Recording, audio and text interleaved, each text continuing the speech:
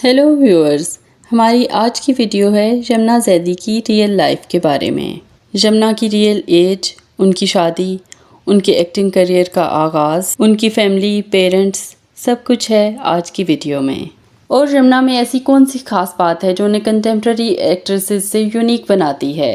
यमुना ज़ैदी की date of birth है 30 जुलाई 1989। इस हिसाब से उनकी एज 33 ईयर्स बनती है। वो कराची, सिंध, पाकिस्तान में पैदा हुई।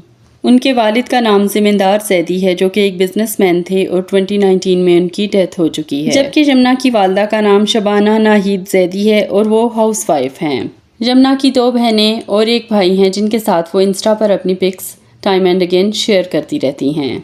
यमुना की फैमिली में शोबिज़ से किसी का भी ताल्लुक नहीं है, बल्कि वो अपने कोलीग अफान वहीद के इंसिस्ट करने पर शोबिज़ में आईं।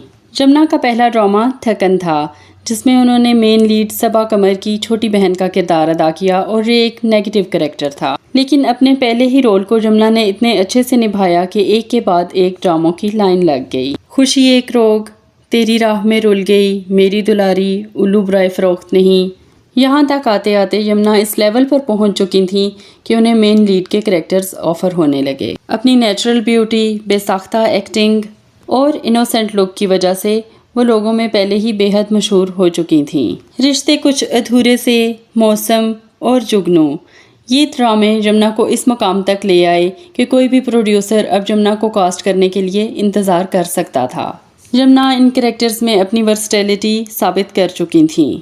थकन की महक हो या खुशी एक रोग की आबरू, मौसम की शाजिया हो या रिश्ते कुछ अधूरे से की किरण, हर कैरेक्टर में यमुना ने अपनी छाप छोड़ी। यहाँ से यमुना के करियर का सेकंड फेज स्टार्ट होता है, जिसमें उन्होंने ऐसे यादगार किरदार अदा किए जिन्हें कोई चाहकर भी भुला नहीं सकता। ज़रा याद कर की बेहद मोहब्बत करने वाली उज़्मा हो, या फिर ये रहा दिल की बहुत ही सेंसिटिव और कदरे बेवकूफ़ सी हीरोइन। यमुना ने हर कैरेक्टर से खूब ही इंसाफ किया, लेकिन लोग उस वक्त हैरान रह गए जब डर सी जाती है सिला में यमुना ने सबके छक्के छुड़ा दिए। एक मेंटल ट्रॉमा से गुजरने वाली लड़की का कैरेक्टर, जिसे अपने ही घर में हैरेसमेंट का सामना था। साइकोलॉजिकली टूटी हुई, बिखरी हुई लड़की का किरदार, ये एक बहुत ही मुश्किल कैरेक्टर था और नुमान एजाज जैसे एक्टर के मुकाबिल एक्टिंग करना कोई आसान काम नहीं था। और फिर इनकार ने तो जैसे मोहर लगा दी कि कोई एक्ट्रेस यमुना का मुकाबला कर ही नहीं सकती जब एक्टिंग की बारी आए। इनकार की खास तौर पे एपिसोड 9 में इनकी एक्टिंग, जिसमें रेयान कैंची के वार करके इन्हें शदीद जख्मी कर देता है, और हाजरा अपने वालिद की मदद से जिस तरह अपना केस लड़ती है और रेयान को सजा दिलवाती है, ये एक बेहतरीन कैरेक्टर था। फिर पुकार, राज़े उल्फत और सबसे बढ़कर हमारा फेवरेट प्यार के सदके। इस ड्रामे में एक स्कूल गोइंग इनोसेंट लड़की का किरदार, जो किसी हद तक बेवकूफ़ थी, करना बहुत ही मुश्किल था। ये एक ऐसा कैरेक्टर था जो बहुत ही आसानी से ओवर और इरिटेटिंग हो सकता था, लेकिन यमुना ने इसे इस नेचुरल अंदाज में किया कि बिल्कुल रियल लगा। इसमें यमुना के साथ हीरो का कैरेक्टर बिलाल अब्बास ने अदा किया और इनकी जोड़ी को बेहद पसंद किया गया। फिर एक ड्रामा आता है दिल ना उम्मीद तो नहीं, जो शायद कोई भी और एक्ट्रेस करना ना चाहती, क्योंकि इस ड्रामे को बहुत ही कम चांस था कि कोई मेन स्ट्रीम मीडिया का चैनल चला सके। फिर यमुना का जो नॉर्मली गेटअप होता है वो बहुत ही सिंपल और कम मेकअप के साथ स्क्रीन पे आती हैं। इस ड्रामे में उन्हें अपने कैरेक्टर के हिसाब से बहुत ही डार्क मेकअप करना पड़ा। सुम्बुल या रखी के किरदार में भी यमुना ने जान डाल दी। और यमुना की जिंदगी का एक ऐसा यादगार किरदार जो हम कभी भी नहीं भुला सकेंगे, वो है इश्क से है नसीब की शाकरा का किरदार। ये एक ऐसा कैरेक्टर था जिसकी वजह से क्रिटिक्स मजबूर हो गए यमुना ज़ैदी को आज की रूही बानो कहने पर। ये यमुना के लिए एक बहुत ही बड़ा एजाज़ है, क्योंकि रूही बानो ने भी बहुत ही सेंसिटिव किस्म के कैरेक्टर्स प्ले किए अपने टाइम पर। इसके अलावा इश्क़-ए-ला, सिन्फ़े आहन और परीज़ाद में भी हमने यमुना को देखा। सिन्फ़े आहन में शाइस्ता खानज़ादा वाला कैरेक्टर तो बहुत ही अच्छा था, लेकिन जहाँ तक इश्क़-ए-ला और परीज़ाद के कैरेक्टर की बात है तो हमें कुछ ऐसा लगा कि शायद यमुना को ये कैरेक्टर्स नहीं करने चाहिए थे, क्योंकि यमुना का नाम सामने आते ही हम बहुत ही स्ट्रॉन्ग कैरेक्टर की तवक्को करते हैं, और ख़ास तौर पे इश्क़-ए-ला में यमुना का कैरेक्टर बहुत ही वीक और बैडली रिटर्न था। इसमें कोई शक नहीं कि यमुना इस वक्त सुपरस्टार हैं, जिसकी रिसेंट एग्जाम्पल है बख्तावर।